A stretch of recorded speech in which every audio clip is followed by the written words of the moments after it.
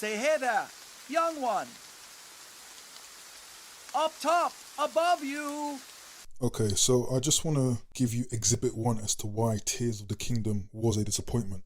Here I'm simply going to compare how you venture into Zora's domain in Breath of the Wild compared with how you revisit Zora's domain in Tears of the Kingdom.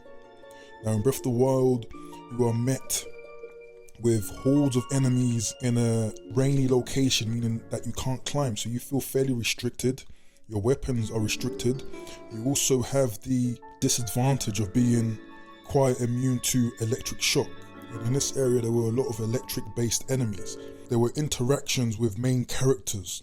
There were sub-bosses, loads of adventure and excitement, right? Because this is a new environment, and we often see a classic race of people in the Zelda franchise. We're going to see how they are reinterpreted, how their domain looks. And after all the hardship and toil, here we are. Right? It feels worth it. It felt adventurous compared to Tears of the Kingdom.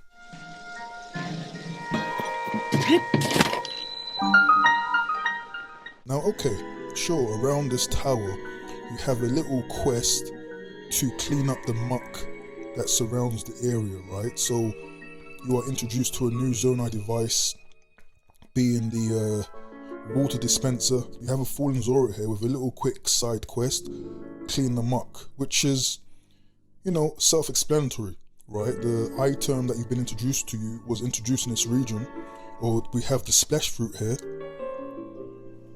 So, most people understand what to do here. You have a simple task. You have a simple task of cleaning up the area. So you clean up the Zora, who is right next to the Skyview Temple of that region, and then you gain access to that Skyview Tower. You activate the Skyview Tower, and then here you simply have the ability to glide right into the heart of Zora's domain. And this is basically what I'm talking about. The lack of the sense of adventure, right? Which is why, in my opinion, in my main video, it was a big mistake to reuse the old map in this way without drastic changes. Because the original excitement that was felt in the original adventure of Breath of the Wild is not really met in this sequence. You don't really experience the same excitement. And in terms of new characters, here you're only introduced to basically one new character in the form of Sidon's new partner over here. So this is Exhibit 1 as to why Tears of the Kingdom was a disappointment, in the sense of its lack of ability to draw excitement and intrigue when it comes to the adventure element of the game. What do you guys think? Let me know your thoughts below.